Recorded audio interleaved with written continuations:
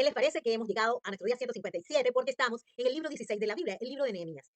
Ayer revisamos 3 capítulos y hoy nuevamente vamos a revisar 3 súper comprometedores, súper retantes. En primer lugar, el capítulo 4 de Nehemías. En este capítulo vamos a resaltar que cuando nosotros nos esforzamos como cuerpo de Cristo para restaurar con la palabra de Dios en el cuerpo de Cristo, también tenemos al enemigo atacándonos. Se enoja, él se enfurece en gran manera, él hace escarnio de los hijos de Dios, conspira contra ellos y los ataca. Observemos que la palabra dice, ¿qué hacen estos débiles judíos? ¿Se les permitirá volver a ofrecer sus sacrificios? El enemigo dice, resucitarán los montones del polvo, las piedras que fueron quemadas. Ciertamente nosotros hemos presenciado la respuesta. Jesucristo ha resucitado y sí, realmente nos ha permitido un nuevo comienzo por el sacrificio del Cordero Inmolado. Tenemos que decir aleluya. Pero consideremos que verdaderamente el único y final objetivo de Satanás es detener la obra de edificación del cuerpo de Cristo, detener la obediencia a la palabra. Tengamos presente esto. Mientras nosotros nos mantengamos apegados, mientras nos mantengamos entendiendo, nos mantengamos en obediencia a la palabra, el enemigo nunca va a poder lograr nada. Mientras estemos tibios, indiferentes a la palabra de Dios, el enemigo habrá vencido.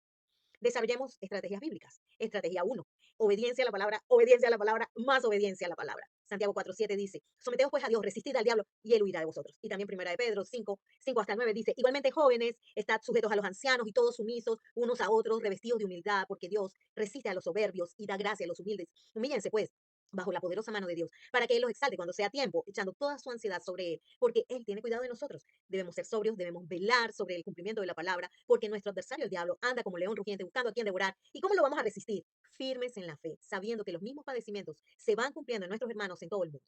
Estrategia número 2, derribar los argumentos antibíblicos. Esto requiere entendimiento de toda la palabra de Dios. Segunda de Corintios 10:4 al 6 dice, las armas de nuestra milicia no son carnales, no pueden ser armas humanas sacadas de la ciencia humana. Jamás podremos vencer al enemigo con esto. Solamente con las armas espirituales que son poderosas en Dios para destruir fortalezas.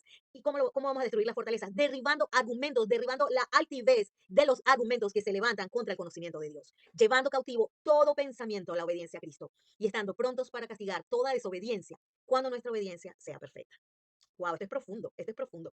Estrategia 3, unidos e implacables en la oración, pero la oración bíblica. Verso 9, entonces oramos a nuestro Dios y por causa de ellos pusimos guardias contra ellos de día y de noche. Como dice el Salmo 1, que meditando en su palabra de día y de noche. Estrategia 4, continuar edificando, enseñando sin detenernos, sin parar. El verso 6 dice, edificamos pues el muro y toda la muralla fue terminada hasta la mitad de su altura porque el pueblo tuvo ánimo para trabajar. Y el verso 15 dice, y cuando oyeron nuestros enemigos que lo habíamos entendido y que Dios había desbaratado el consejo de ellos, nos volvimos todos al muro, cada uno a su tarea. Wow. Estrategia 5, edificar el cuerpo de Cristo por familias, armarlo con la palabra de Dios y luchar. Versos 3 y 14, entonces por las partes bajas del lugar, detrás del muro y en los sitios abiertos puse al pueblo por familias, con sus espadas, con sus lanzas y con sus arcos. Después miré y me levanté y dije a los nobles y a los oficiales y al resto del pueblo, no teman delante de ellos, acuérdense del Señor grande y temible y peleen por sus hermanos, por sus hijos y por sus hijas, por sus mujeres y por sus casas. En el capítulo 5 de Nehemías vemos el clamor del mismo pueblo de Dios contra el mismo pueblo de Dios. Efesios 4:25 y 27 dice, por lo cual, desechando la mentira, hablad verdad cada uno con su prójimo, porque somos miembros los unos de los otros. Airaos, pero no pequéis. No se ponga el sol sobre vuestro enojo, no den lugar al diablo.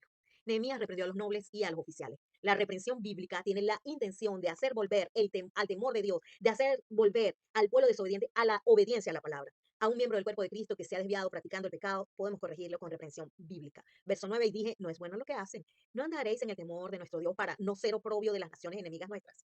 ¿Qué relación hay entre la reprensión bíblica con el verdadero amor? Y este es un tema súper controversial y que ha sido maltratado. Segunda de Juan 1:6 dice, y este es el amor, que andemos según sus mandamientos. Este es el mandamiento, que andemos en amor, como nosotros lo hemos oído desde el principio. Proverbios 10:17, camino a la vida es guardar la instrucción, pero quien desecha la reprensión, yerra. Proverbios 12:1, el que ama la instrucción ama la sabiduría, mas el que aborrece la reprensión es ignorante. Proverbios 17:10, la reprensión aprovecha al entendido más que 100 azotes al necio. Proverbios 27:5, mejor es reprensión manifiesta que amor oculto. Si amas a tu hermano y cumples con las condiciones para poder exhortarlo, hazlo.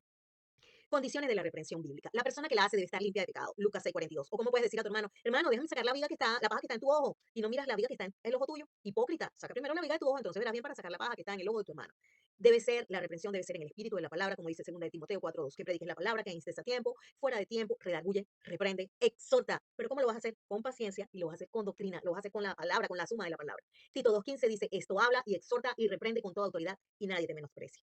Muchas veces sucede que el que exhorta, el que es menospreciado. Observemos que la reprensión bíblica es una medida profiláctica para el pueblo de Dios. Es la voluntad de Dios que su pueblo se mantenga en santidad y la reprensión bíblica contribuye a la sanidad del cuerpo. Sin santidad nadie verá al Señor. Verso 13, además sacudí mi vestido y dije, así sacuda Dios de su casa y de su trabajo a todo hombre que no cumpliere esto y así será sacudido y vacío. Y respondió toda la congregación, amén, y alabaron a Jehová. Y el pueblo hizo conforme a esto. Hebreos 12:14 dice, seguid la paz con todos y la santidad sin la cual nadie verá al Señor.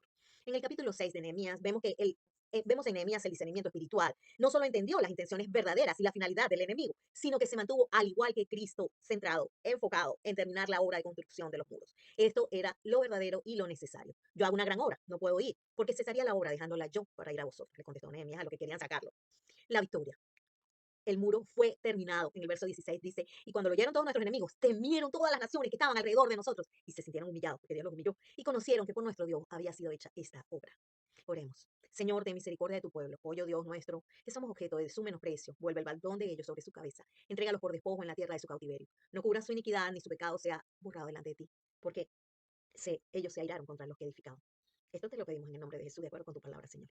Tus siervos, Misael Silva de Rivera, Raúl Vicente Rivera Ramírez, una meta, 365 días con la palabra, faltan 208 días, no desmayemos. Aquí te dejamos nuestras redes y nos despedimos de ti, diciéndote Dios te bendiga.